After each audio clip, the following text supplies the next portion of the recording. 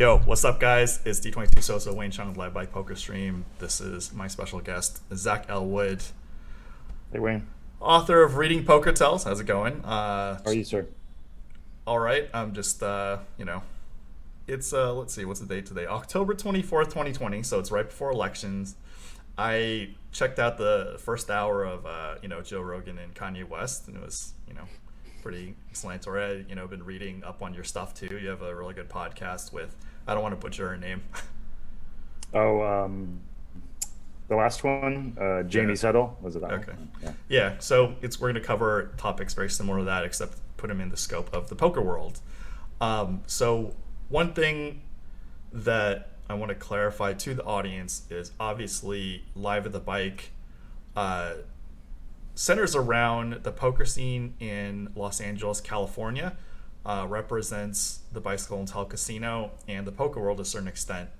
And that kind of puts Live at the Bike and me in the middle of all this, where I have to deal with the physical world and the online world.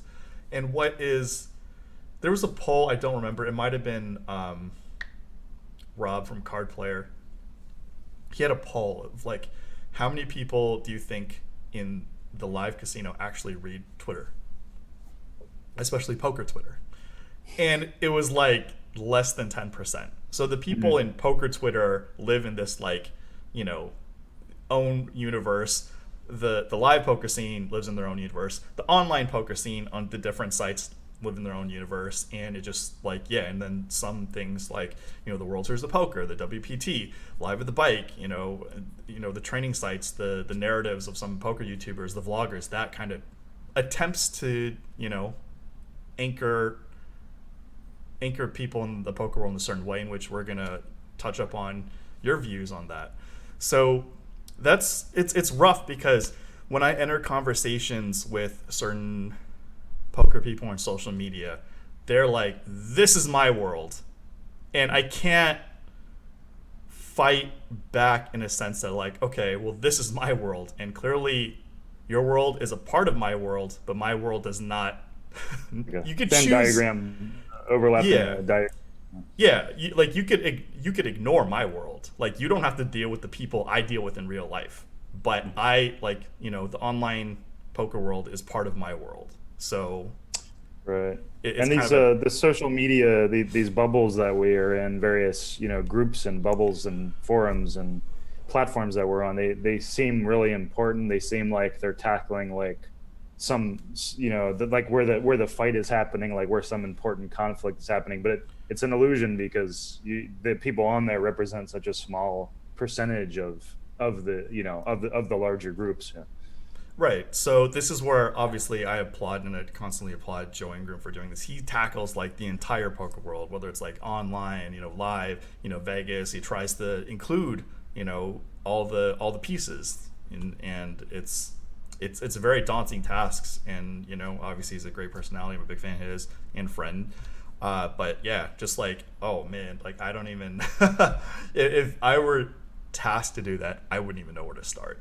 Well, yeah, like you said, it's hard to please everyone. It's like, because everyone's got their own viewpoints of their tribe or group. So it's like trying to speak to everybody is super hard. You end up just pissing a lot of people off pretty frequently for various reasons. It's kind of like looking at mainstream media, like they're pissing people off all the time on the right and the left. It's like it's a similar kind of thing, where it's like these different groups, you can't please them all. Yeah, so just the last bit is like, my world is simpler than Joey's, which is like, I have to please the bike, I have to please Live at the Bike, and do enough for the online community, and do enough for the customers at the bike. And people get mad at me too. And at some point I'm like, sorry, this is what the bike, Live at the Bike, and this is what I want. And that's that. And there's like, on Live at the Bike, there's only up to 9 seats per show. The show needs to go on. We'll try to get you in next time. That's kind of like, the mantra, or when the next appropriate availability is, because the amount of people who want to play in the show, like our list is around like 10,000 people, ranging from low limit to high limit. And this is just what we know of, because clearly a lot of people in the world want to play. They mention it on social media, 2+2, and so on and so on. Well, let's get to the core of your article, which is how social media divides. Right. And yes, this is an article I'm working on that, I kind of felt I had something to say because I've seen people talk about, experts talk in various ways about how what the things on social media are, the factors that divide us and make us angry at each other. But I haven't seen it all in one place, and I haven't seen there were a few things that I knew about that I felt like I hadn't really seen covered. Like we can talk about it more, but like for example, the fact that writing stuff down makes you more committed to your reviews. I haven't really seen people talk about that in the context of social media, which is like, they've done studies on that. But yeah, so the article I was working on right now was just to kind of like try to bring this, do my small part, my humble part, and like bringing kind of these ideas to people and making them think like this isn't necessarily about the algorithms or about the product features. These are just like fundamental aspects of online communication. Like we get committed to our views. It's a distant medium, so we get angry at people easier. We express anger easier. All these various factors. So yeah, that was what I'm working on right now. Actually, I'm probably working on it for a few more days and then put it out. So one of the big positives of the casino industry and Live at the Bike is you put money on the table, presuming you act like with a certain human standard, you get to sit and play. And that's like with all the gaming industry, and that's one of the saving graces of gaming, which is completely just overlooked by the rest of the public, is like we can be born different ethnicities, different genders, different socioeconomic backgrounds, but in a game these are the set rules. Anybody can play, presuming some kind of entry requirements. So I have to encounter a lot of different personalities and views that are different from mine, similar to mine, this whole range. So I have to deal with them, and whether I like them or not, they're seat open. You put the chips you buy the chips, put the chips on the table, you behave at a certain level of decency, you could play. And then of course, right, some people, there are arguments, some people get kicked out, and so on because of you didn't hit that minimum level. Right. So I of course have views, but I can't impose them in a sense like a personal brand. I do have one, but my personal brand is like so far in the background compared to Live at the Bike and the bike and the mm-hmm. world views. Mm-hmm. So I'm a bit forced to deal with situations of views that I may not agree with, but I have to, and I do enjoy respecting other people's views in the sense that like, okay, now this view that is different from mine, I need to accommodate for the entire big picture, in which the topic that you're tackling is like, when you're on social media, you customize your view to whatever the hell you want to see, and then you just create your own little bubble and world. Yeah, and there's actually some good writing on one of the aspects of social media by what is her name? Her name is Gia Tolentino, and she was writing about how social media is a really unnatural medium because it forces you to present yourself to such a wide range of people, whereas in normal life, traditional in-person socializing, you're interacting in like frames of reference. Like you see a friend, you're in that frame of reference. You see a family member, you're in that frame of reference. But right, the weird thing about social media is like you're trying to speak to everybody at once. Like even if you have a relative bubble, it's like you still have a wide range of people in that, and trying to craft some sort of identity that speaks to everyone and like avoids misunderstandings and avoids pissing people off is super hard, and it's anxiety producing. Like I don't know about you, but I can definitely feel like social media has made me anxious in many ways, and I have to like force myself to not use it as much because it's bad for my head. Oh no, I definitely that happened, especially with the pandemic. It was not that fun in a normal circumstance, but when the pandemic hit and I didn't know anything about COVID, and I'm hearing things left and right, and I'm just like, I don't know. Then thankfully I have a strong network of people who are highly academically educated, so I can just like, look, dude, I don't know, like you tell me, and how do I calibrate? So I'm very lucky in that regard.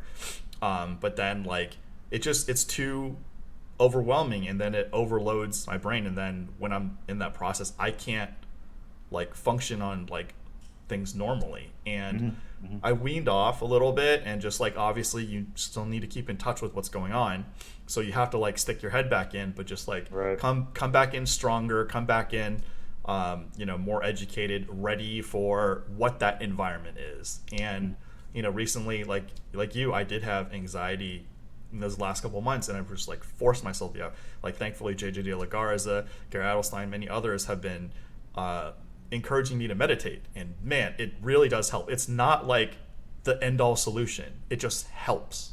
It helps greatly in a way that nothing else I do helps as much. So then it allows me to get closer to normal and move forward again. Yeah, it's interesting because I think we all have a tendency to kind of beat ourselves up where it's like, well, why are you getting anxious about this stuff? Because it's like everybody else, it handles it, or what's the big deal? But it's like I think these tools are just fundamentally anxiety producing. It's like we've all had the experience of like saying something stupid or saying, realizing we said something stupid, and then being like, oh, I feel like an idiot now, and everybody's attacking me, and some of it. I mean, I've had some big things like that where I'm just like, oh, I went to bed anxious because I'm like, oh, I feel like a complete fool, and and then there's the threat of there's always the threat these days with everything being very very woke and extra PC is like you step out of line, you say the wrong thing, you think it's a funny joke, and next thing you know, everybody's like, ah, fuck you. Oh yeah. It's I think we have to admit that there's aspects of this stuff that are fundamentally unnatural for our social dynamics or instincts. Our evolution was not built for these ways of interacting with other people, and it kind of there's a reason it's anxiety producing. Well, there's a little bit of the chicken and the egg too, because what are we built for? Like, are we built for like fighting dinosaurs, or built for wars? I mean, there's just like we fighting each other. Yeah, we have to evolve. So yeah, maybe we're like all living beings have to face challenges and phenomena and adapt to it. So to say that like we're not built for this is like, what are we built for? Just like being in an ivory tower, being fed all day. I don't know. I'm just saying that's just no, I think there's a point there. I mean, I think as much as I think we're not built for it in the sense that there's factors about social media that are completely unnatural and that we never encountered in the wild as whatever in our history. But I think you're right in the sense that we can get over it in the same way that there were there's all sorts of valid criticisms of other media too that we have to just adjust to as a group, and we have to adjust to it. It's like if we don't adjust to social media and the internet communication stuff, which I really think is driving us apart, I really see it as like life or death. It's like either we adapt to these things as a group, as a species even, or we just continually go down the rabbit hole of fighting each other. Yeah, and me knowing you and your reputation and your content, like I knew when you set out to do this article that it was going to be a great help, and you should definitely get credit for trying to mend these rifts, so to say, because that's what your incentive and your purpose is doing these things. So while this definitely was a phenomenon that the human race had never encountered until the internet and then smartphones and the social media. Now you're helping enlighten anybody who's watching or anybody interested. You know what? There's a problem. These things that we can be aware of will help adapt us to the next state. Right, and that's my it's not like I think I am a genius on this stuff or think I have something really unique to say. It's more like I think more people need to be talking about it. So like if I'm talking about it, then that might influence other people to talk about it, et cetera, et cetera. And it's not like these are the increase in polarization across the world, like the increase in animosity in general, is like been documented as a worldwide thing, and other people have obviously linked it to internet communication and social media, but I think that is not getting to the bulk of people. Like most people are just like, well, it's the algorithms that Facebook use, and not really thinking about there's fundamental things that are going to happen to you even on like 2+2 or the simplest Reddit thread, that these things have a way of being dividing. So in the sense of 2+2, I haven't been on in a while, but just like it was very resemblant of what's going on now. I don't know if you remember, like you were around back in the party poker days, the 1530. Derb, don't ever run bad, is he was just like crushing it, and he Oh, wasn't playing the tight aggressive style that was being preached. And everyone's like, he's so lucky, he sucks. But that's an elitist attitude of like people discussing, and clearly loose aggressive turned out to be a thing. They're both like, they all these things have a place in within the game of poker.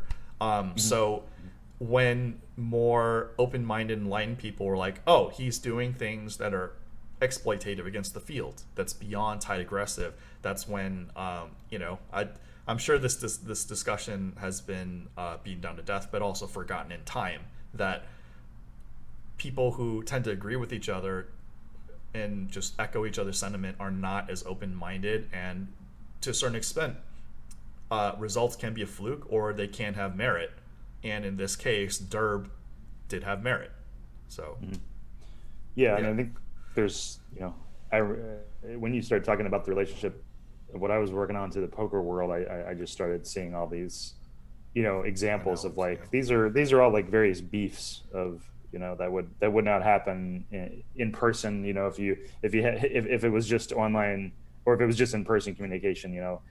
There's these aspects of like the fact that, you know, talking on a forum is just people making statements, and um, you know, there's the groupthink aspect, which you're pointing to, of the people going against the flow. Then there's the fact that it's distant and it's easy to be like, you idiot, what were you thinking? That leads to that other response, et cetera, et cetera.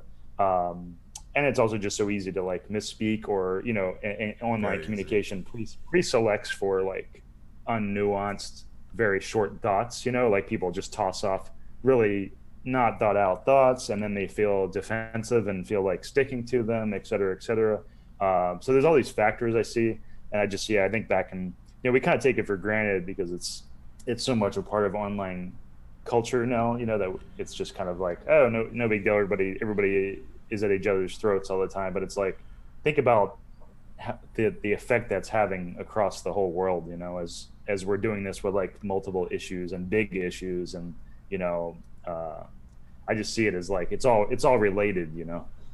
A lot of comedy tackles this, where it's just like, people probably 10 to 30 years older than us, like went through wars and had to survive, and that was their issues. And, people born in the 1990s literally grew up with internet, like ever since they were a kid. So a lot of face to face, or like things that literally threaten your life, don't exist.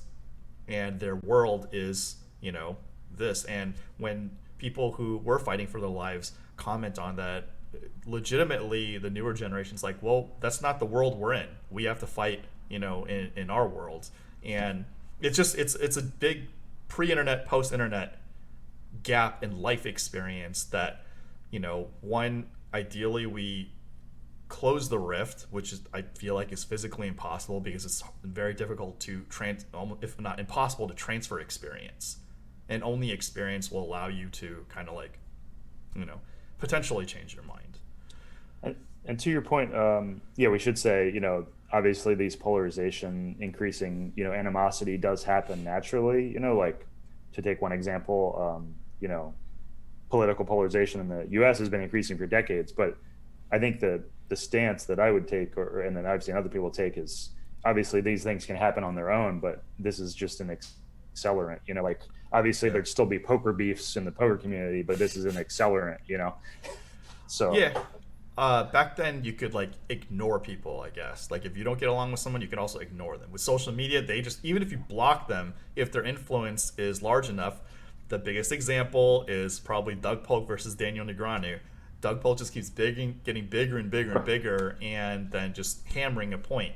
And there's just so many different views on this topic, and like, I have a biased view in a sense that like, I I know Doug Polk. We're not like super close, but he's always been nice to me. He's always been respectful of my achievements. I know Ryan Fee a little bit better, and like the general public doesn't even know. Like, do you know who the president of Upswing Poker is? no, I don't think so. Okay, it's Matt Coletta. So Matt Coletta is the president, and then Ryan Fee and Doug Polk are the co-founders. Since I run operations, I'm more interested in that end. Like, I know these things, but when you think of Upswing Poker, you think Doug Polk, right? And then Mhm. maybe Ryan Fee, because Ryan Fee's less in the spotlight, even though Seriously serious. Yeah, seriously, seriously. You think about these people who are on the forefront, but there's like the whole operation that's going on. But Mhm. anyway, to the point is just like what people see on the outside and what's going on the inside can be drastically different. And then in the case of the point with Negroni, one of the things we know from around 2005 after the moneymaker boom, a lot of these pro poker players were pumped up to be like so godly, making these sick live reads, which they can do, but they also probably deleted like a lot of their screw ups too. And like in Phil Hellmuth's case, they take his screw ups and then they put them in the spotlight. Because like you could have, an insane range of hands and you could take your top 20 hands, your worst 20 Mhm. hands, and just everything changes off perception. Well, that's, So, that's a good, yeah. Bringing up the Doug Polk and Negreanu thing, I think that's another thing where I think the medium is kind of pre-selecting for these beefs a bit too. It's because it's kind of like both Doug Polk and Negreanu see a benefit to having beefs. Like Doug Polk is doing this for a reason. Like he sees that it's I think they both get something out of it. Like sure. people act like, what are they doing? They're being so mean to each other, but it's like there's like they're getting benefits out of this. Like the drama creates more known. People tune in more. They know their names more, et cetera, et cetera.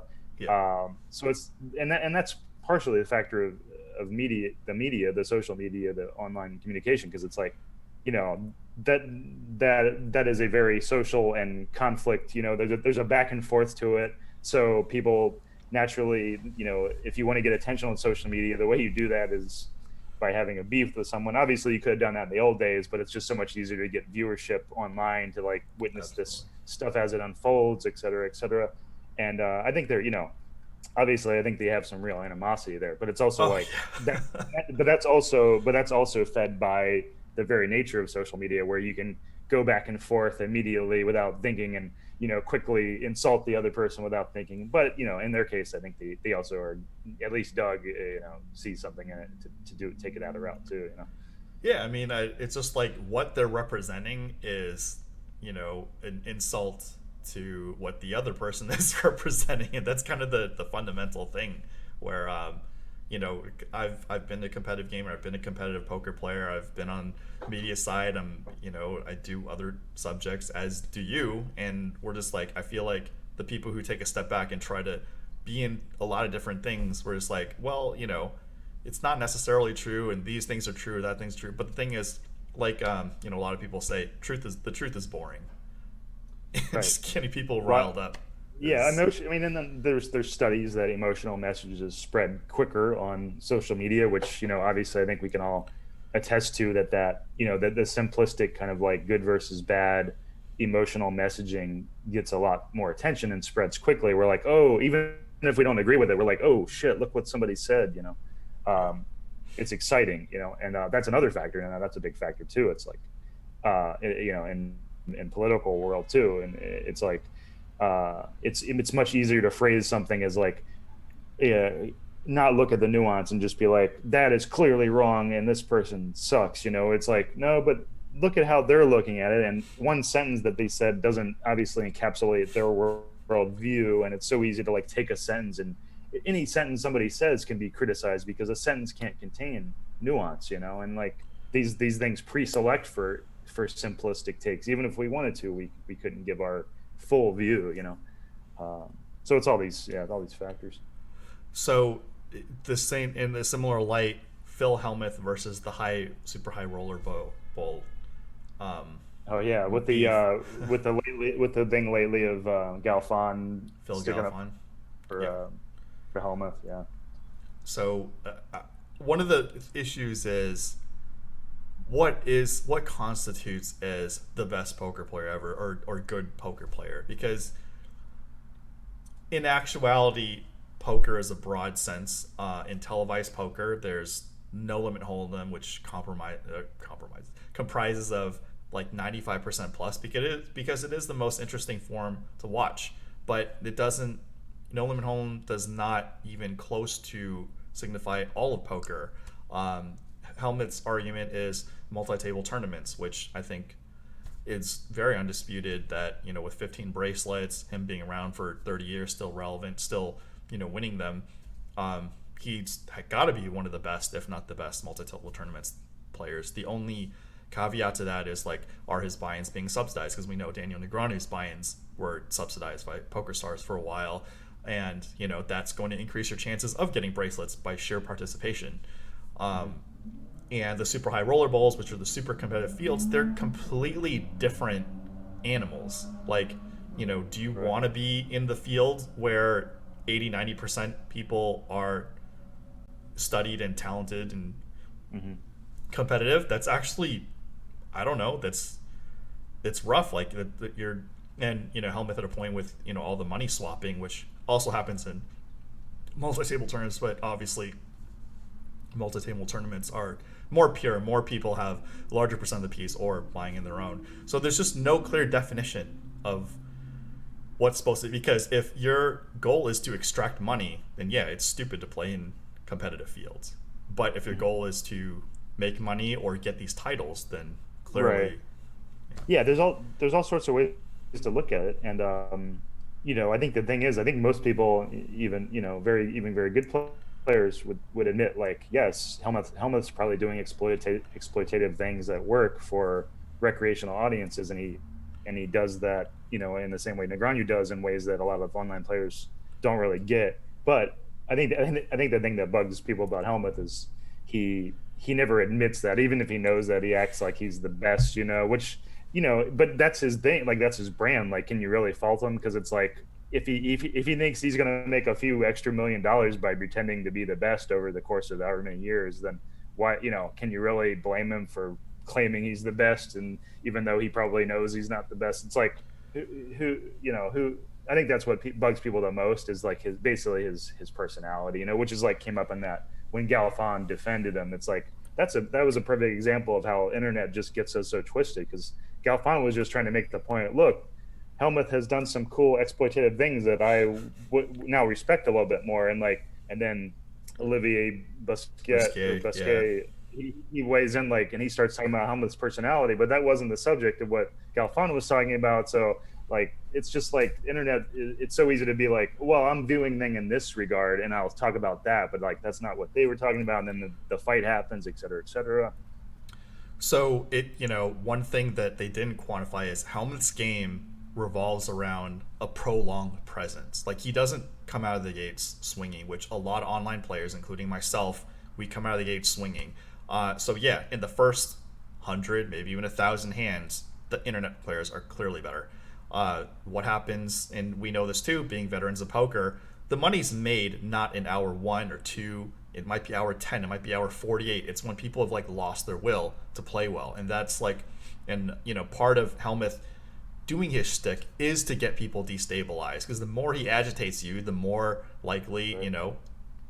that's his game. And in essence, in the pre-internet era, is he the greatest? I don't know. Him and Antonio Esfandiari, are among the greatest at destabilizing. So if you stick them, like, there should be a threshold. Like, are we playing 10,000 hands? Are we playing 14 hours? Or who's best hour 1? Who's best hour 14? Like, what's the criteria? If you Right, just say exactly, yeah. everyone's going to use their own criteria to Right. justify, Fine. define, yeah. Yeah, how many recreational players are in the field, et cetera. It's like, because, like you said, Helmuth is, I think he uses his own celebrity too, his image, because he knows Absolutely. that people will, like, Played be differently. more likely to call him when he has a hand, just for the story and things like that. There's all these factors that I think people don't see about Helmuth, where it helps explain how he does so well in the high recreational player fields. He's just he knows he can get under people's skin, and then the average recreational player is like, well, he's kind of pissing me off a little bit here, but if I call him and lose, it's a cool story, so I'll err on the side of calling him. Whatever, these kinds of factors. So yeah, I mean, I've played with Helmuth, cash game and tournament, like way back in the day, and I've interacted with him.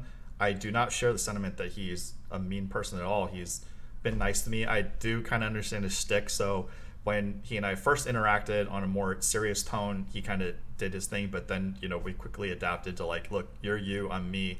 We got stuff going on. We're both in the poker world, and we just like quickly moved on. And I'm a very, very small voice in the entire poker community, but I've just constantly defended, like, you like you said, you can't, and other people said you can't use his personality. His personality is part of his strategy. You know, it's so Yeah, and as much as he rubs me the wrong way because I think he is fundamentally like egotistical, even if it is part of his shtick. I think and he also has got an anger problem which I think he tries to cover up with his shtick. But having said that, it's like, what do I care really? Like, even if I think he's kind of a dick, it's like, what does it matter to me? Like, there's plenty of people I could categorize as kind of dicks in the world. Like, I'm not gonna like go online and be like, I hate this guy, and like, I don't know the guy like that. But that's the other thing about social media is like people feel like they get to know someone off of like a few factors or like oh a few yeah. random things they say. It's like, I mean, that's human nature though. We all want to judge before we, it's easier to judge really quickly than it is to just withhold judgment and be like, look, I don't really know much about this situation or this person. Like I'll just withhold judgment. But yeah, I mean, that's human nature though. So yeah, from the outside, you're like, Zach Elwood. Obviously Lyman joked how you're tells master, but you have several books, videos. You've been hired to coach for the World Series. Was it final? Yeah, Was it two of November the 9th? final table main event final table players. Yeah. Yeah. So it's you having products in a presence, and your stuff was featured on Upswing Poker, among I'm sure countless things that I don't know about. It's like from the inside view, you've had a presence. Like, is it Daniel Negreanu or Phil Hellmuth? Neither of us are, but like it's a part of the community, and we say our piece. You and I are both trying to be like, look, there's rifts. Let's try to mend these rifts. But of course, some people don't want to mend these rifts because they're part of their brand. Like, can we tell Helmuth or Doug Polk or Negreanu, hey, tone it down? No, because that's what they do. So Right. part of the rift is like in their favor, even if it makes them uncomfortable. But everything they tweet or every action they do is like a cost benefit thing for them. Where Yeah, I think as much as I think they do have benefits, I'd also be like, and I think if my advice to them would be like, what? Sure, you might be getting some like short term benefit out of this, but like, at kind of what cost to how you're perceived, your personality, or like how other people might emulate your behavior. It's kind of like, to me, it's like, even if I saw those benefits, I'd be like, I don't want people to perceive me as an asshole. Like I don't know if can I curse on here? I assume I yeah, can. yeah, no, whatever, Okay, yeah, it's poker world. yeah. Okay, but yeah, it's like I feel like, I mean, Doug's with this recent thing he did of like insulting many players in a row kind of thing. He was having fun with it. I mean, I see what he's doing. He's just having fun, and in a sense, I think it's kind of funny. But at the same time, it's like most people aren't perceiving it that way. They're like, why are you being so mean, and unreasonable? But like, in his mind, he's just like, I'm just having fun with the personas of poker. Like, this, me challenging someone or insulting someone online doesn't really matter. And in a sense, that's true. It's like, that doesn't really matter, but the perception is that it matters. What's I don't know if he did this on purpose or not, but he parodies and he trolls a lot. So like, how many of us like insult people or say something bad about another in private? Like, he's just like openly saying that when like it's maybe we just do it in private so we could vent and then move on. But really, like, he's just like exposing a part of humanity. It's like, do we do this in private or do we do this in public? Do we joke about Right. it? Do we take it seriously? I don't know. Right. And I think in a perfect world, I mean, that's one of the things I would say about the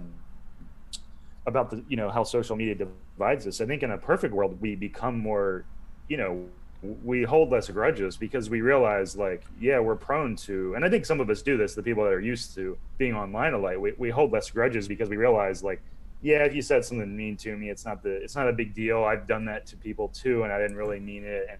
And I think we, the mature part of getting more mature as a people, as a group, is recognizing, like, we often do these things and it's not a big deal. And like, I should be able to like have like a kind of funny heated exchange online and not really, in an ideal world, I don't think people would perceive that as a big deal if I was like, hey, what were you thinking? Like, for example, recently I kind of mocked one of the people in that Nixium documentary, one of the main guys.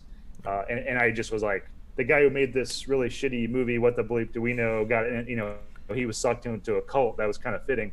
And then he found me, like I didn't even mention him. He was like, "Hey, that thanks a lot for that. I guess I'm a dumb piece of shit," you know. And I was like, "Look, I this is how it's online. You know, this is how the internet works. We say things, and people might see them. We're not. The answer is not to repress our opinions. The answer is to realize, like, yes, we all have opinions about each other, and that's not the end of the world. You know, it's like I can." And we reached, and with that guy, you know, I was like, look, I have no hard feelings against you. I think you made a really shitty first movie, and but I have no ill will towards you. You know, like that is part of how we grow as and get used to these things is realizing we can hold, you know, disagree with people, and it's not the end of the world. Yeah, I mean that's always the thing of like people judging the end product versus people like judging the process. Like I understand that like my views definitely not shared. I encourage people to get productivity, get things done. If it sucks, hey, you know what? You tried, and your next one's probably gonna be better, and your next one's probably gonna be better. So I don't know this guy, but obviously in movies and music and TV, it's so polarizing. Like, oh, we love you. Oh, you suck. It just like, ugh. But there's definitely no solution to that part. Like, if a movie hits you a certain way, or if you're a certain generation, your age demographic, it's gonna hit you or it's not gonna hit you, and Right, right. it just kind of is what it And is. it's kind of like, you know, you might see a movie one week and you would perceive it completely different if you'd watch the next week, depending on your frame of mind. You know, it's like just the frame of mind you're in. We vary so much, and it's like one of the reasons you might tweet something one day and be like, "What was I thinking?" And that was really tone deaf, and I feel like an idiot the next day. You know, it's like we're always changing our perspectives. So to get back to the article, one of the first topics is the basics of our tribal psychology, which we touched upon in 2+2. Do you want to delve into that? Yeah, yeah, that was I realized that a lot of the stuff I was talking about was all related to stuff that other people have talked about. Like it's a known thing in psychology. We have these in-group favoritism and what they call the out-group homogeneity effect, which is the combination of these things. Is basically like we're much easier on people in our group. We don't judge them as harshly, and we judge the out group more harshly, and we kind of assume that they're all kind of like monolithic, like they're all the same kind of people. They have the same desires, et cetera, et cetera. And this is a very like if you had to pin it down to like an evolution thing, it makes sense because it's like we're not cut out to like have nuance. We're just cut out to be like something over there is threatening us, and we're gonna stereotype it as being all the same, and not be like, well, some of those people might be okay. So all of the factors that I talk about in my article are kind of influencing, making that effect worse. For example, like if in the online live poker kind of rift, like if a predominantly live player says like online poker players suck, in the online poker player, if an online poker player feels that they're part of an online poker player group, a tribe, which isn't necessarily the case, but if they do, then they'll be like that the person saying that mean thing makes them think the live predominant group is unreasonable, and so all these insults that we come into contact with online have the effect of making us think this other group of people is there, our opinion of them has gone down because we lower it to the lowest common denominator kind of thing. So yeah, that's one big factor I see is just this. And these are things that happen obviously not online. They're just like basic things. Like there's studies of like a sorority houses in college, and the sorority sisters think like all the people in the sorority house over there are all the same, but all the people in our group are like very different and diverse views, but everybody over there is the same. Yeah, definitely. And one of the things, like for Garrett Adelstein, he's on probably around year 15 in his career. Like I heard of him coaching for Deuces Cracked, and then Run It Once, and playing online before I played with him in person. And I didn't put two and two together in the beginning because I didn't know who he was. But even not knowing who he was, watching him play, having enough experience in poker, I'm like, oh, this guy's good. He's like doing something. Whereas like to the general public, they've said this guy's crazy. He's like four betting with 10-5 offsuit or something like that. And it just like and Dan Zach was on PokerCraft, and he also mentioned that yeah, he'll do things that look donkeyish, but it's to get action, and then he's just in his element. So Mm-hmm, just mm-hmm. seeing like a couple things can hint or delude, mislead, or it just you don't Right. know until Skews like the perspective. Yeah. Yeah, Yeah, I mean excuse. that's Yeah. one bad play will stick in people's mind for a long time. Like that's and if that's easily worth it, in the long term, it can be. Yeah. David Baker was on too, and this is something that happens in competitive high stakes communities where like you do something a little bit off, or you do like some hero call that isn't theoretically sound. It happens, you write, "This guy's so bad. How does he do that? Oh my god!" When it's Right, like right. obviously the same thing with sports too. Like you see the top 50 players in the world performing, and the crowd's like, "Boo, you suck!" When he misses like one shot and he's Right. And there's a lot of plays in poker that are like, it might be bad, but it's like in the you know, percentage wise, it's like you're not too far behind equity wise. So it's like you can do those spots that look really bad, but at the same time, it's like, well, if the equity, you in the long term, even on those plays, you're not too far off. But if it gives yeah. you if it makes people think you're crazy, like in a Mike Hero kind of way, then it can help you. Right. So a lot of stuff that say Garrett or Phil Hellmuth, people they're setting up for the future, and I've been known to do stuff like that too, and you as well, which is like we know we're setting the tone for we're not trying to give anything away or that much away in the beginning, but we're setting up for like hour 5, hour 10, and Okay. then our lifetime, and then Mm-hmm. we just kind of judge, hey, is it worth to continue this venture and making money in poker, or do other things. Some things, like for you and I, delving outside of actually playing gave us more utility. And you're also a coder, right? Is that what you do? No, I do some technical writing for software. So Oh, okay. it's like instructions of like how stuff works. And I've done a little coding, but it was mainly just to like orient myself with the software world, and because I knew that there was more money obviously in software than a lot other So things. So like you mentioned, when you see somebody, you hear one, two, maybe three things, you start pigeonholing them. When all of us are incredibly complicated, we all do like a lot of different things, and it's just like everybody views themselves as like so complicated and special, and then you view somebody else, it's like yeah, so simple. simple. Yeah. Yeah. No, it's Um, true. Yeah, it's like we were built to form stereotypes and simplify or things and reach snap judgments. We're not built to like withhold judgment and be like, oh, it's very gray, and I should probably hold off on forming an opinion. and then your next topic was social media solidifies our thinking, like echo Yeah, that chambers. Yeah. that was a really that's a really lesser known one. I haven't seen anyone talk about that actually. And I one of my last podcasts, I had someone who was an expert on social media and polarization, and she hadn't seen anyone talk about it either. But like that's a really cool study from the 50s that shows that writing things down, even privately, like if you write something down, you're more likely to be committed to that thought, and it was even more the case for public, like if that answer had been made public. And in this case, it was only about like the answer. It was like mathematical stuff, like what's your estimate of a line or something.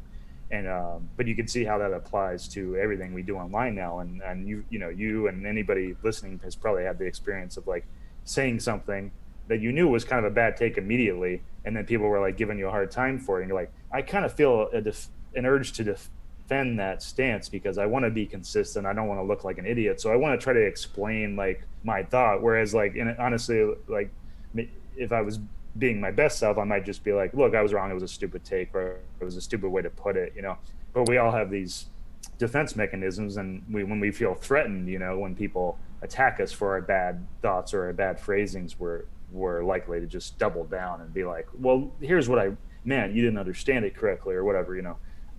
So I think that's a big factor. I see that playing a big role, and I felt that even apart from any political stuff, just in like general social life of like feeling like I've hurt friendships through that mechanism, whether they were doing it or I was doing it. It just creates this friction. Yeah, there's a lot of like, old statements like proverbs that maybe don't hold up so much in time. Like, one of the common ones is a win-win situation in which poker is a, theoretically zero sum but negative sum game due to the rake or and tipping or whatnot. But just you like you and I are cooperating. Hopefully, we're putting out something useful, but our narrative and our contribution damages like a certain group. Like that's just reality. Like no action can be truly a win-win. Like everybody's affecting each other, which is kind of like what the internet phenomena is. And again, like I've done just like you, like I've done damage to other people done damage to me, and like we're just trying to figure out overall what balance to try to get things going, I guess. Yeah, I think we have to be more forgiving and more charitable to people and realize that they're like us. They make mistakes. They think wrong things. I mean, and I think about things I thought a year ago or more, and I'm like, yeah, that was wrong, and so I should be more forgiving to other people. And that me and Matt Glantz issue too. Like we got into some little beef on Twitter, which I think is due to this thing where he basically shared a news site months ago, like a year ago maybe, but that was just a really shitty news site. It was like some like you'd look at the URL and you'd be like, this is you shouldn't be Not sharing this. credible. And Okay. and so when I called him out on it, and he just doubled down. Like I think he knew that it was a stupid website eventually, but he just kept doubling down, and he like ended up shouting at me, "You're fake news," and I'm like, "What are you talking about?" Like I was, in my mind, it's like while I was being a bit critical, I'm like, we should all try to share better news sources, even whether you're conservative, liberal, doesn't matter. It's like there's valid news sources. Let's try to share those, and not like this thing that you do a little research and find out it's like a very biased fake news that was like having content written in the Philippines or whatever. But he doubled down on that, and I mean that's common. Like I don't really fault him because I've doubled down in similar ways where I'm like, no, screw you. I mean, maybe not to that extent where I was insulting the other person, but it's this instinct we have to like defend ourselves and not admit we were wrong. Yeah, I mean, I don't know Matt Glantz. Like I have mutual friends with him. I find a lot of his tweets insightful. He's done Poker Night in America, so he and I have shared some overlap in experience wise. So yeah, I don't really know to what extent, but definitely one phenomenon that I've done poorly is, or just experienced poorly, is like when I'm on my platform, obviously people are going to think more highly of me. But then when I jump onto somebody else's platform, it's a completely different culture. I'm not even starting over. I could be starting from negative because they don't like, what I do. And so I've, jumped onto other people's threads or, even in like Upswing Poker, Doug Polk's chat, and just like, woo, I got like roasted. I'm just like, whoa, what the hell happened here? But I kind of get it because the people who are on their brand are more similar to them, and I may not fit in that thing. So I kind of just like now when I jump into other people's threads, unless I know them like personally or they're our views, even if they're aligned or different, we're on the similar wavelength. I just like I'm far more cautious. I'm just like, okay, remember you're jumping into somebody else's territory, and they may not be in line with what's going on. But I don't know. I mean, hopefully.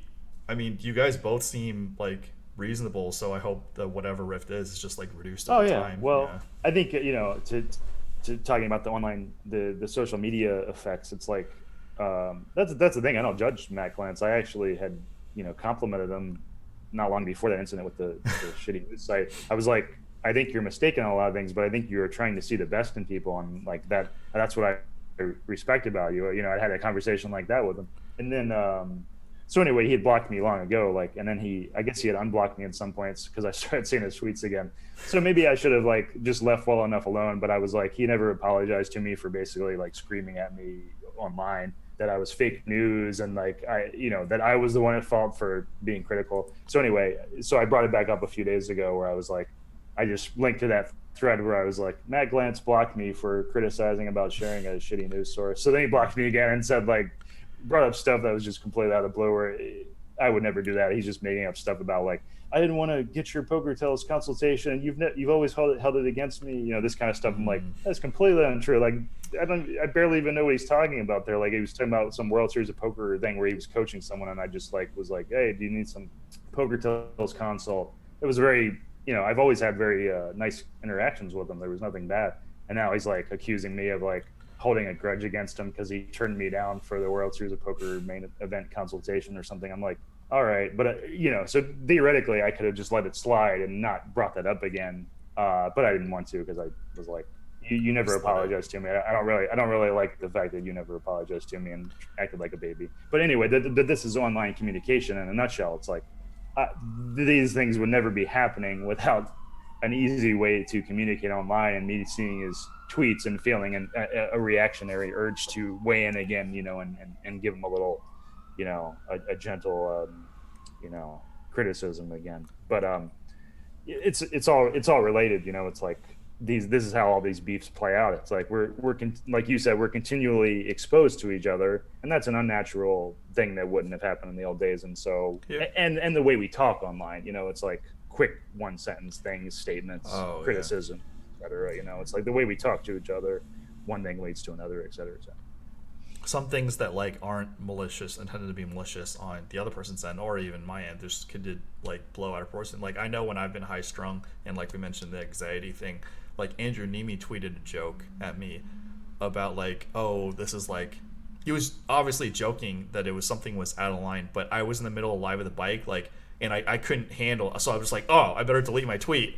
And then I don't, yeah, so like I took it like in the wrong way, and I know Right. that I've joked at something, but at the same time, it's like when people are in my threads and joke, but I'm not in the right mindset, then I just interpret it like very poorly, and it's just like that awareness is like, okay, try to back off, but clearly some things like what Doug Polk does, that are intended to trigger people, and it's part of who he is, his brand, and then you just kind of need to expect it. So I guess so. Yeah, I mean, it's so easy to misunderstand things online. I mean, I've done the same thing many times where I'm like, I thought somebody was joking around, they were joking around, and I thought they were being serious, and I'm like, I start like kind of insulting them, and they're like, dude, I was joking. I'm like, oh yeah, but okay, maybe you should learn how to tell a better joke.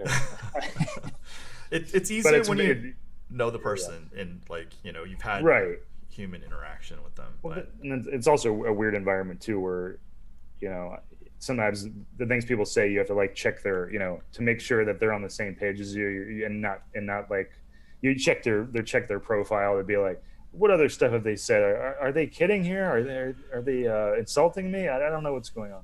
yeah, and like we have a finite amount of time, so like Right. a lot of us have responsibilities, and we're just like, I gotta hit this deadline, I got this, gotta get this thing done, like I can't worry about the other things, and we end up like potentially snubbing or just like belittling things when that clearly wasn't the intent. It's just I got responsibilities.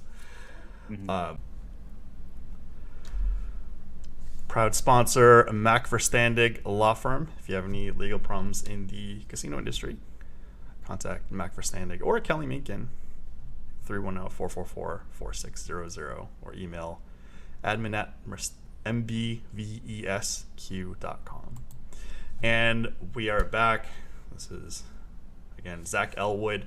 We were touching up on social media solidifies our thinking, which is like, back in the pre-internet era, we also had to deal with just not having our way. Like in the physical world, you're just not always going to have your way, which is, like I said, at the Bicycle and Tunnel Casino, there are people I agree with, there are people I disagree with. Too bad. We're all here to play cards. We're all here to like not kill each other. Whereas online, now you're cultivating, I only want to see this. I don't want to see this. I want to block this person. I want to follow this person. And now we've cultivated our own view. So when anything like affects that view, now we're just like, people just get triggered. Yeah, for sure.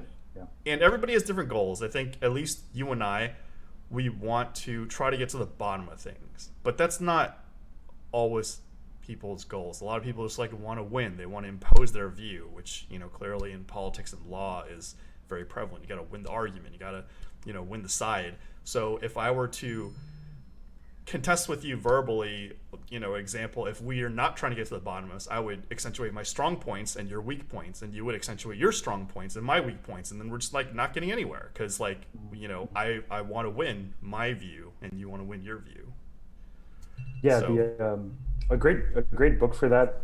I mean, one of the best political psychology books I think that exists is Jon Haidt's The Righteous Mind, and that book is just has been so great for me understanding other points of view. And he talks about how we really are motivated by emotional instincts first. Like we form an opinion emotionally based on our associations, and then like we look for things to justify that initial reaction. And I see that happening. After reading this book of his, I just it's I almost think like in order to have like a serious political conversation, you need to have read this book because it really was eye opening, and I highly recommend it. Not just about politics, but just about how people think. You know, like we have an instinct and we want to be right, and we have these feelings associated with it, and then we look for like what's going to support that. You know.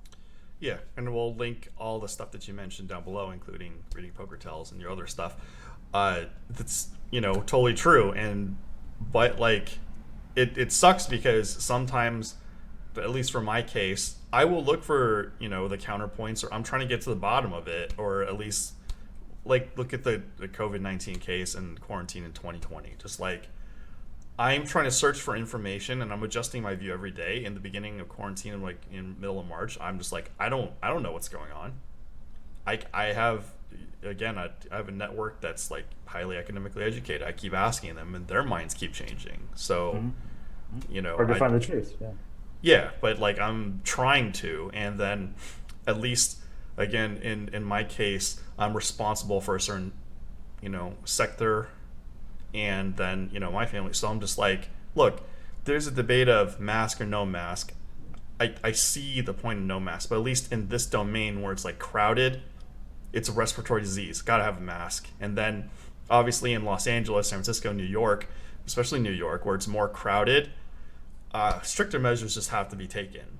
Like if your area, even in California, it's spread out like other places, yeah, maybe the you don't have to, as long as you social distance, don't have to obstruct things. So it's just different, like depending on where you're at in your review. Yeah, and I think the a key part of it is just being charitable in your conceptions, your perceptions of what other people are doing. Like even in Portland, very liberal Portland, like I have friends and friends who do their own various levels of the spectrum in terms of how distanced they are, how much they're wearing masks. I mean, there's a huge variety of viewpoints, and it's like if you can accept that there's a huge variety of viewpoints even on your side of the issue, it's like that makes you more charitable to people on the other side of the issue, because then it's like there's a spectrum here, and it's like people are trying their best in a very, especially online these days, it's a very convoluted place to try to get facts. I think we have to be charitable to each other.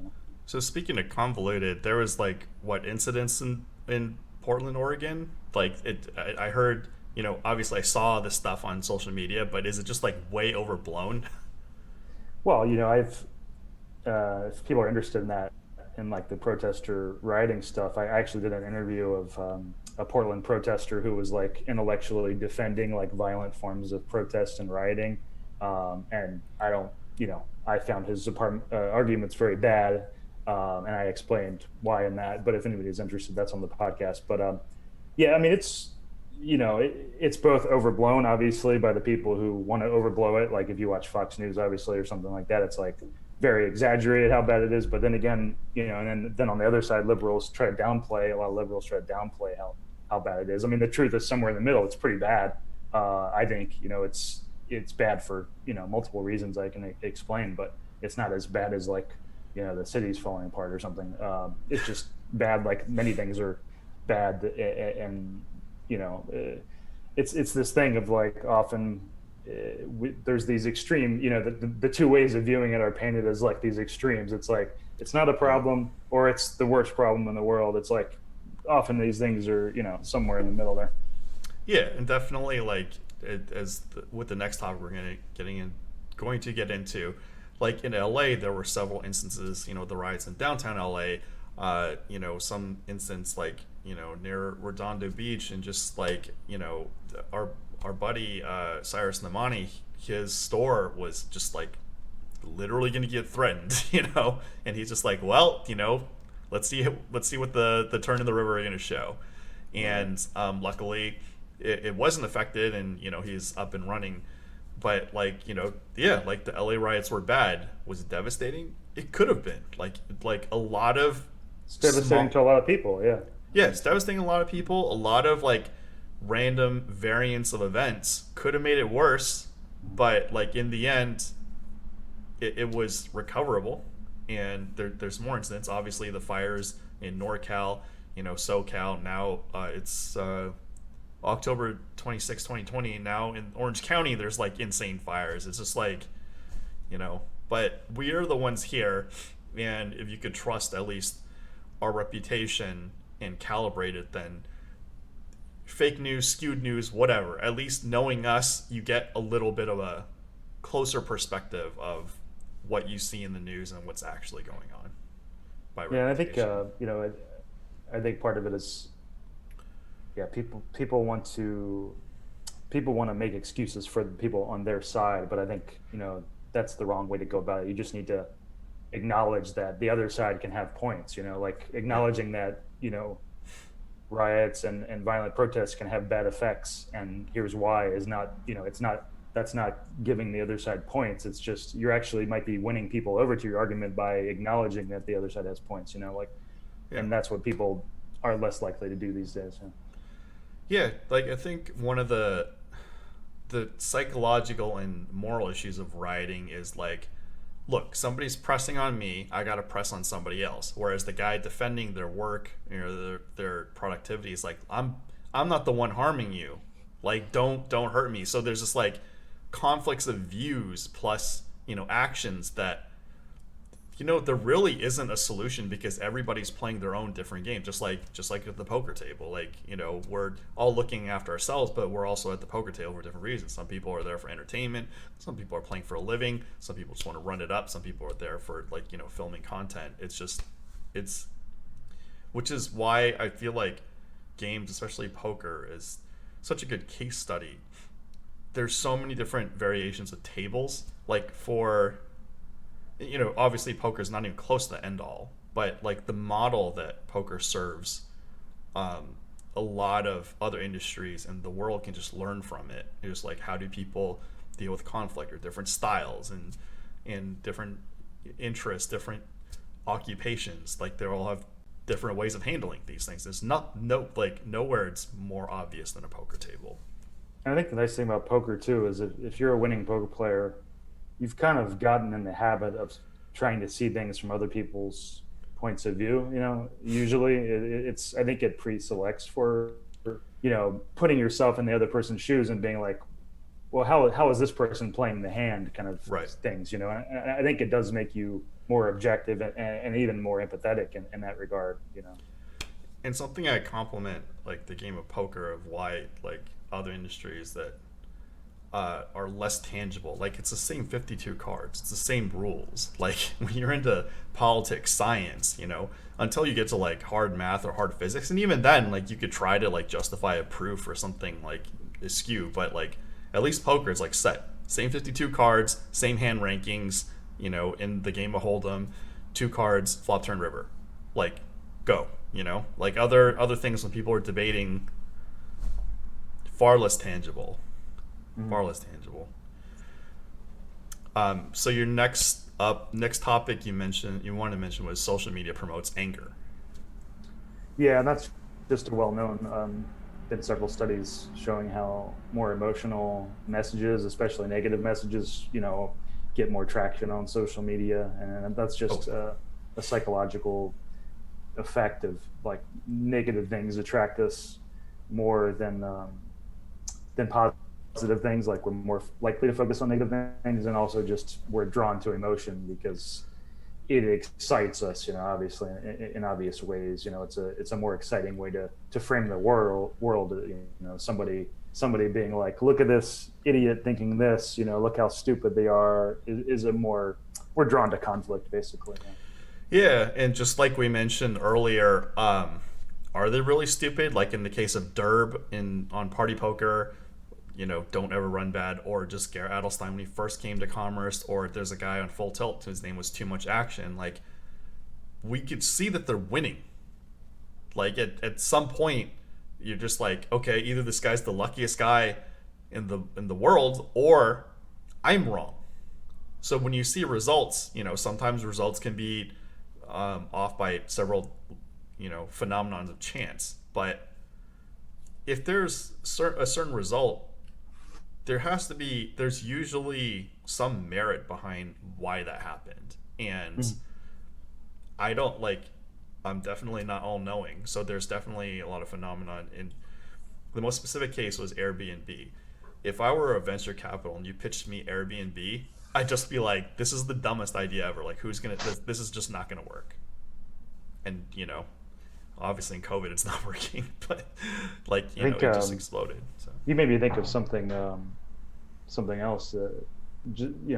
People often act in poker like there's one way to play a hand or yeah, something, but it's like even from a game theory perspective, there's probably multiple game theory optimal solutions to any given scenario. So there's multiple playing styles that can be correct, and just like in life, that there's probably multiple ways, multiple reasonable ways to live a life and to see the world that are internal, like that makes sense objectively, and I think that's what people forget too. It's like, just because even if your worldview was completely correct, there could be other completely coherent, logical worldviews. yeah, no, absolutely. And it's I don't know, like I've entered in conversations, and I've seen people who try to get down to things, and their views are neglected, and it's the two people shouting at each other and the people following their arguments that tend to get more traction. And I don't know what to do.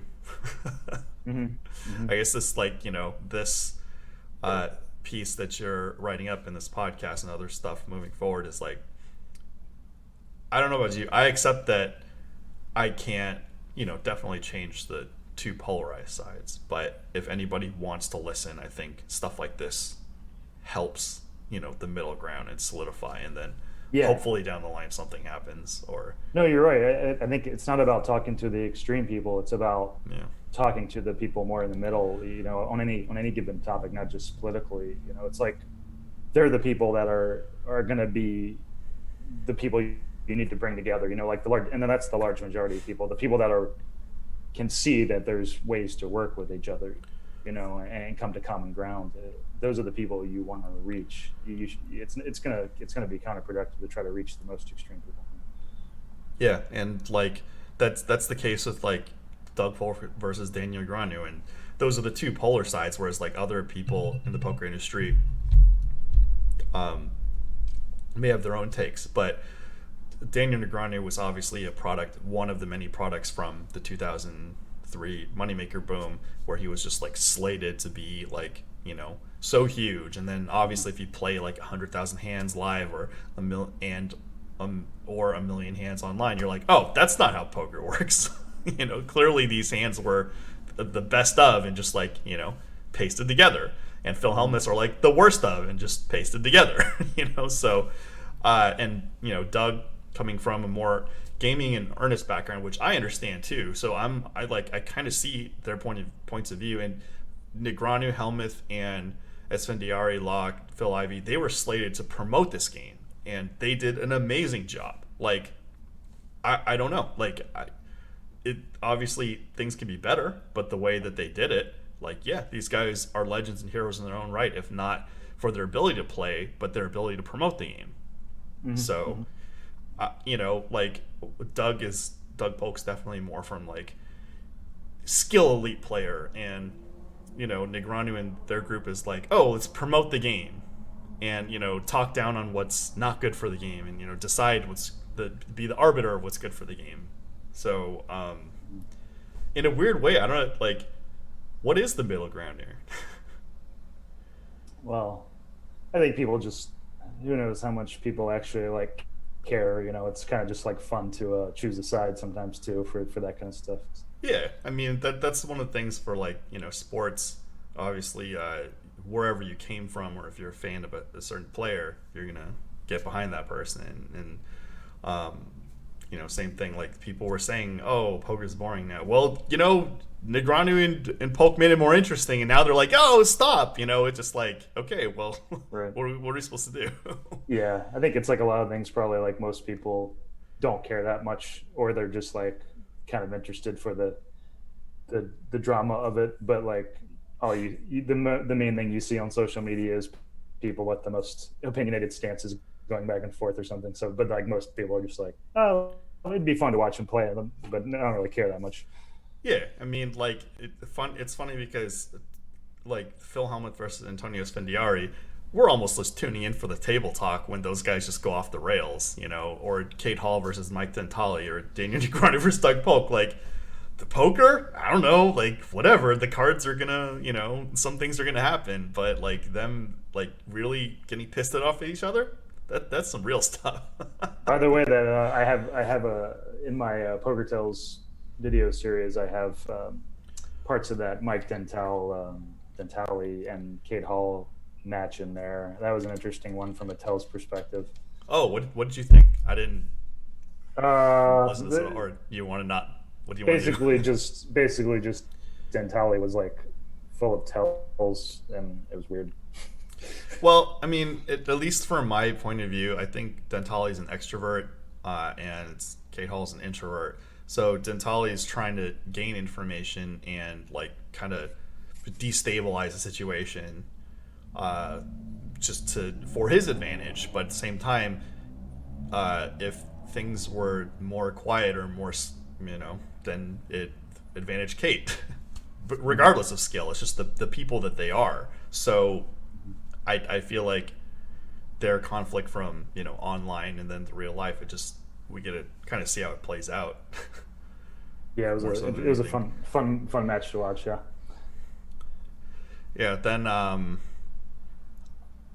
I don't know about you, but definitely like there's miscommunication. People triggered. Like I've entered in people's threads and then somebody starts yelling at me. I'm just like I don't even know how to react because partially I'm like, what did I say? Two, what are they thinking? Three, are they having a bad day?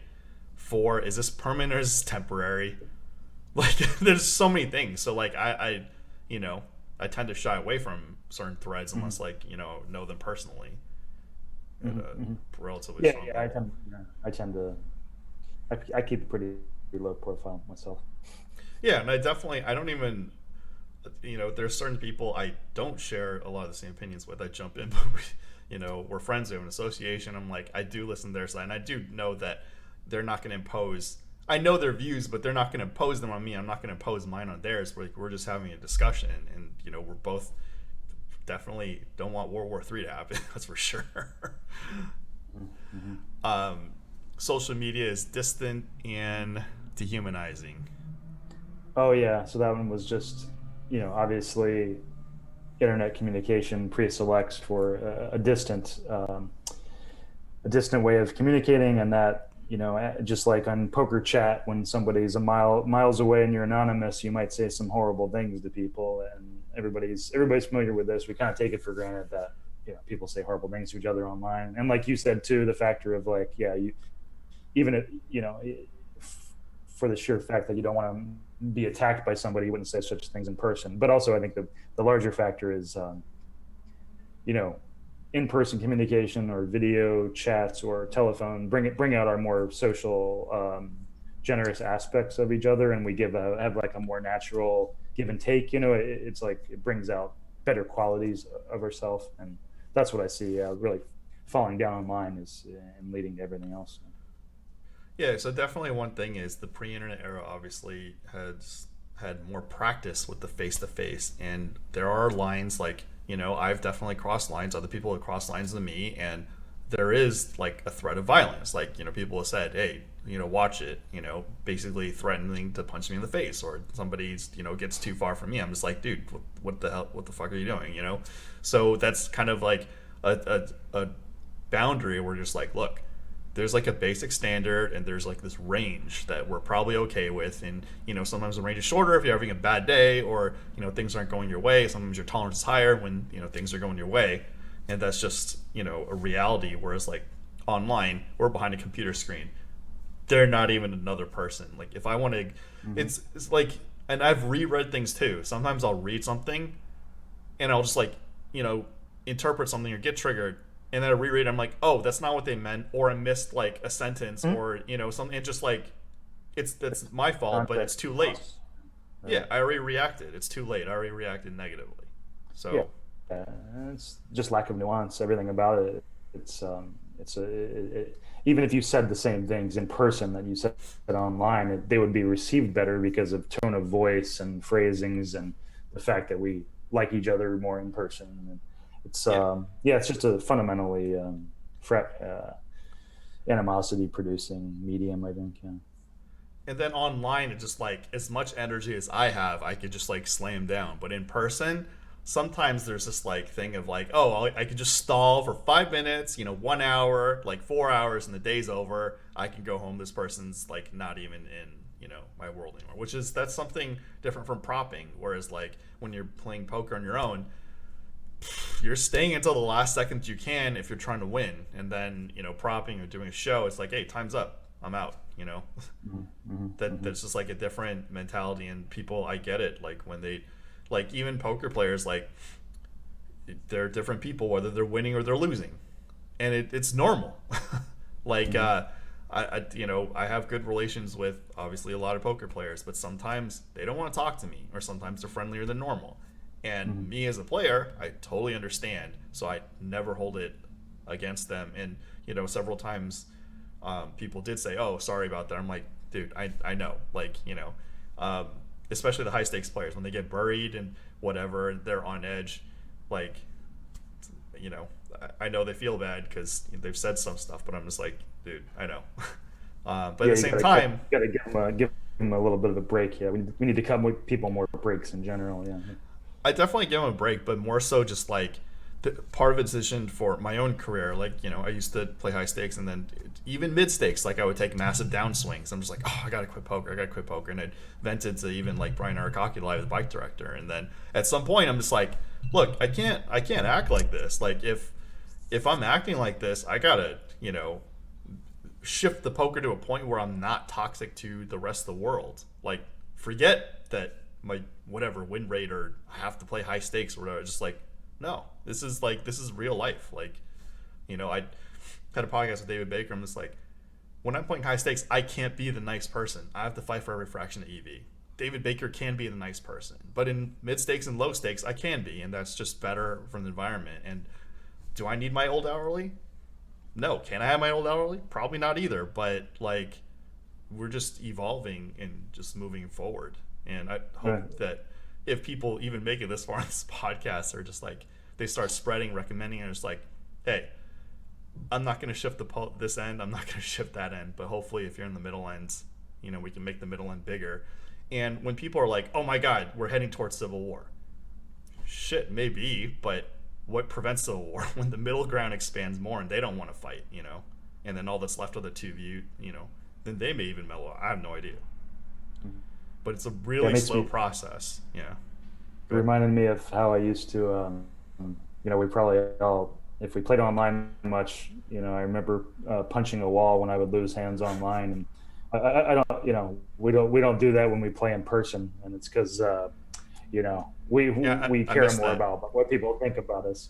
Oh, what's that? Back up like 10 seconds. Oh, okay. Start again. Yeah.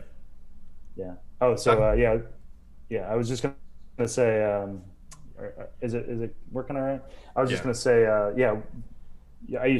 was just thinking how I used to punch the wall out of anger when I was playing online. When I have some bad beats or something, and we don't do that when we play live in person, because we have expectations about behavior in person in traditional frames of reference, and we just become our worst selves online. I'm actually not as bad online, and like there's this guy Brian Oleska who's balls deep X on full tilt. I remember we play every day, and then one time it got to heads up, and then he had the button, and then he typed in the chat like, I'll give you the button. I've never met this guy in person up until this day. He's like, I'll give you the button. I'm like, whoa, like there's a human being behind it, and he views me as a human being. So shout out to him. I never forgot that. Like, obviously I've played against like countless people live and online. I don't remember, but definitely remember that moment, and that's something to aspire to. So shout out to Brian Oleska. And just like, it's so much easier to screw somebody online than in live. In live, like, you have to deal with the consequences. You're face to face with somebody, but and then yeah, for sure. You had a next topic: remove stabilizing frames of reference. Yeah, so this was something that a writer, Gia Tolentino, writes about. It's like, usually in life you have various frames of reference, your friends, your family, your fellow churchgoers, your business associates. And usually that was how interactions happen. But online, you're just speaking into this void of where everyone is listening to you, and that's a weird thing. Yeah, I think we talked about this before. Yeah, we talked about this earlier. Um, it's an abnormal way to experience, to have to present an identity to the world, that it has to make sense to everybody, and then you have to speak to everybody, and they all have to get where you're coming from and get the context. Whereas like you would say things to your friends, that you wouldn't phrase things to a stranger. But the internet is kind of forcing us to do both and to speak to all audiences. So you post something on Facebook and it's like your aunt sees it, and you were kind of framing it in like to your friends, and your aunt's like, that was really offensive and disgusting, but like this is what social media does to us, forces us to try to get that out to everybody. Like I've said things that made people angry, non-political things, just like a joke, and everybody's like, get on your case. And it's understandable, because how could you form a joke that is meant to speak to everybody? That comes with anxieties, because people will interpret it in different ways, unless you're like a professional comedian or something, in which case that is more expected, or you form that brand for yourself. But yeah, it's just not, it's a hard thing to do. And I think we all feel that pressure. Yeah. So, other phenomenon like a movie or music or a game like poker that can help mend or at least bring people closer together. Like, why are there high school movies? So people who relate to this high school experience, can all deal with. They were like a lot of teenagers are dealing with very similar things, and then you can make it real. You can make it a parody, and that's like a bonding point. And same thing, like there's this narrative that college like isn't worth it. Like, yeah, monetarily it's not, unfortunately, but like the experience of college is like it's like people who are trying to be better. Like usually people who are going to college, there is part of the social status, but like people just want to be better. Like when you start devaluing environments where you want to be better, and of course the rising costs make it less of a good economic decision, or just like even higher name branded colleges, like you're basically paying for the branding, because the information you get in undergrad or even graduate school you could find online. I mean, but like at least people are trying, I guess, they're trying to be better. And in a lot of the dropouts, like say Mark Zuckerberg or Bill Gates, who are glorifying dropping out, look, they had backup plans. They could always go back to Harvard if things didn't work out. They have proof that they are just like on the higher echelons of intelligence and performance. So it shouldn't be encouraging like dropouts. It's like, if you have proof, plus if you likely have a backup plan, then you could do this. Right. Have some evidence, yeah, that it's a good idea. So at least in the gaming industry, there's this, like, I guess quadrants of or just like several examples. One was Dennis Fong, the first professional gamer. Like, he dropped out of college and became an internet entrepreneur. His brother Lyle Fong also went on. I don't know if their backup plans were good, so to say, or they had backup plans, but they at least had semblance of success. Obviously, Dennis Fong he was world champion in 3 different first-person shooter games. Lyle Fong went to Berkeley. So on the other end, myself and Jay Severson, we were both StarCraft world champions, but we definitely did not have the backup plan. Like, if we went off on our own and we failed, that's things were not happening, or that may not have been a reality for us. So we finished college, put that on our credentials. Jay went on to do found chess.com. He's the CTO, and to this day, he may not be the most successful. Like, he doesn't hit like Elon Musk, Bill Gates, or Jeff Bezos like style, but we're all in different situations. And me knowing him since he was a teen, or like Roger Ver or Brian Weissman, I get context in how much they grind and how much like they had to make more practical decisions rather than, oh, screw it, I'm all in. Like, So from at least that perspective, JC Reason's got to be the one of the guys I know personally I respect the most, because I see the cards he was dealt and see the decisions that he's made. You know, he's not stopping; he's still going. So like all of us, I would say like Lyle Fong, Dennis Fong, JC Reason, myself, we've all done stuff. We could have done better, we could have done worse, but we all had at least saw a similar phenomenon and just like made our choices. And you know, definitely I could have done some stuff better, but for the most part, I think all four of us did okay. And none of us are stopping for sure. But and I don't think I look at what they do as a reference. Like I'm just like, was he doing the right thing? Was I doing the right thing? And a lot of times, like from a 95+% certainty, I'm like, okay, they did what they could. I'm doing what I can, based on the conditions that we were in. So, yeah, frames of reference, live with the bike, frame of reference. That's why from the very beginning I was like, live with the bike is supposed to be an inside look on the LA poker scene, because No Limit Hold'em is the most watchable form of poker. That's what's broadcast, but there's like a wide, you know, deep seed of poker plus the casino industry, and us being content creators, we're like, you know, just throwing in our 2 cents of the ring rather than being like, this is the end all. It's like, no, this is a sneak peek. And you know, at least from Live with the Bike, your view and my view, it's always been kind of like a sneak peek, because I'm from the Bay Area, started there, then San Diego, then LA, obviously went to Vegas a bit. Outside of, and you know, played online. Outside of that, I don't know, I don't comment. I've never even, I mean, I've played poker in the East Coast like recreationally when I visit family, or you know, in tournament or in gaming tournaments, but like, you know, that's definitely not my field.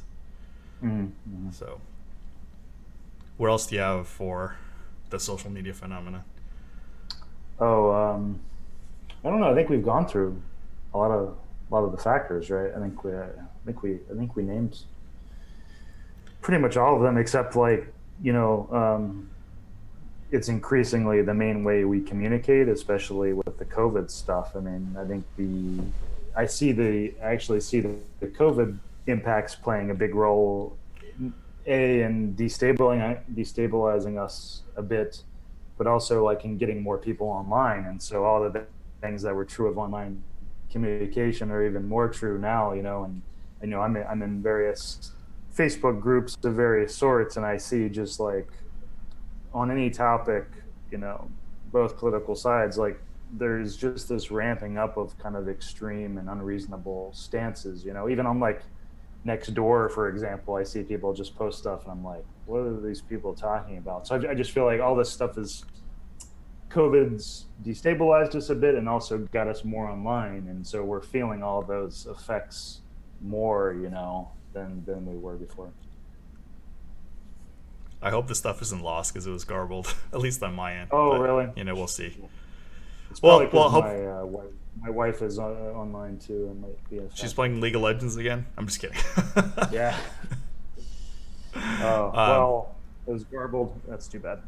yeah, hopefully it turns out. But I think, like we said, we got the main points across. So we're hopefully whoever middle ground. If you're off a little bit, a point or two in either direction, hope this contributes to your view, and hopefully you spread that and don't worry about the viewership, because it's like, or you know, if you're convincing even one person, that person convinces another. It's a chain reaction. Like one of the first things I started, like people when they compare viewership, it's just like, you know what, if I act abrasive or I start, you know, firing shots, I will get more viewership. I have the luxury of not caring about that, and just like, Yeah, and you're right. You're right that it's hard to judge, you know, how these things go, because there's people like, for example, on Twitter, there's people with many more followers than me, but they don't get as much interactions, you know, or whatever. It's like, and like you said, changing one person's mind, that person could change. If they're an influence, others. they could change like 100 other people's minds. So it's like it's hard to, you know, we're all just doing. Anything we put out there could have an effect. I think people underestimate their influence. You know, they feel like I'm just one person, but it's like a good idea can spread to, you know, a large amount of people very easily.